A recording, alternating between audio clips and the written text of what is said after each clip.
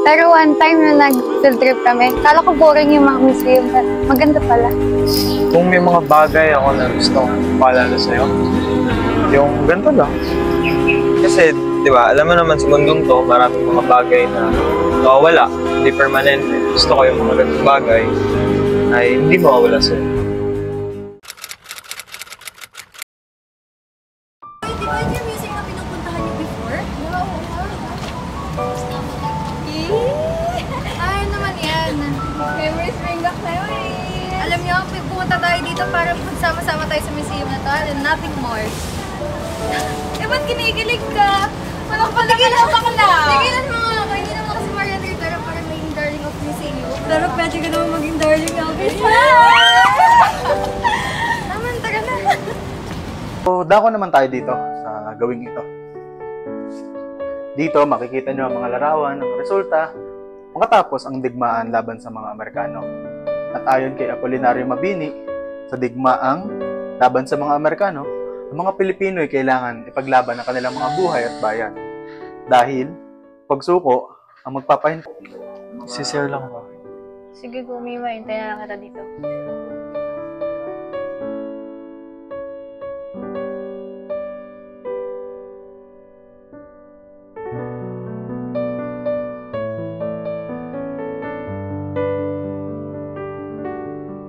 Ang ganda pa rin ang lugar na ito. Parang wala nagbago. Oo nga, parang sarap balikan. Ikaw, Lara, tagal mo lang din nakapunta dito, di ba? Oo, sobrang tagal na. Ang dami ko nga memories na naalala dito eh.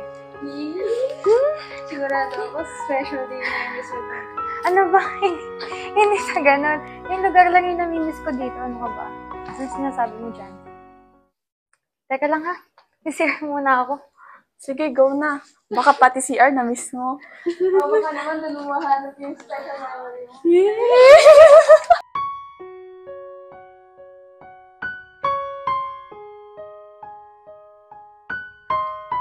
Uy, Kuya. Kuya, pwede po magtanong. Saan po dito yung CR mo? Dito lang. Kakalawa ka lang, tapos makita mo na. Okay po. Salamat po. Ang linis po ng lugar, ah. Ganun. Galing niyo po maglinis. Trabaho lang. Salamat po ulit. Salamat.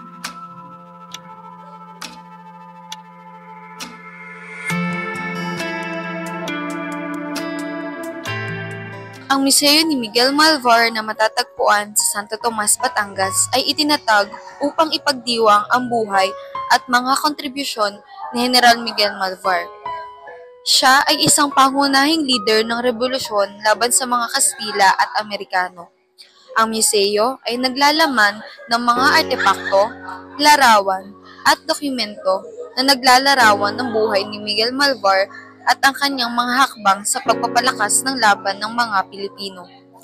Dito rin matutunghayan ang mga parangal at pagkilala na natamo niya sa kanyang kabayanihan. Uy, Mina! Si Ate Jodo, nandito na nakaputing dress. Sige, gulatin natin.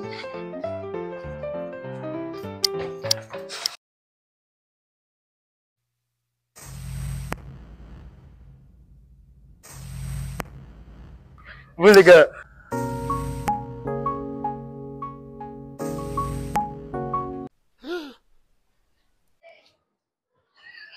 Ay, sorry po. Sorry po. Akala ko si Jo. Akala ko din si Ate Jo. Pinsan ko nga pala si Mia. Hi, Mia. Anong ginagawa niyo dito? Naglilibot-libot lang din. Ay, dilibutin. Tara, sabay na tayo maglibot. Sige. Tara.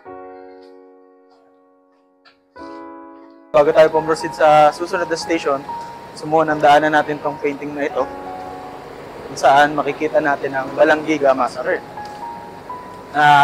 Itong painting na ito ay ginawa ni Juanito Torres at itong painting na ito ay pinapakita ang massacre sa Balanggiga, Samar noong September 26, 1901.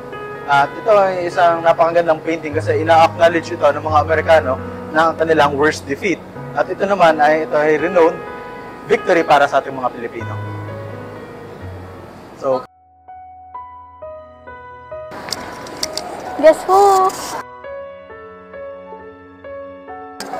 Jo. Guys, papakilala ko sa inyo. Si Jo, girlfriend ko. Ay, Ate Jo, tagal mo ipakilala. Congrats sa inyo. Thank you. po. Hi!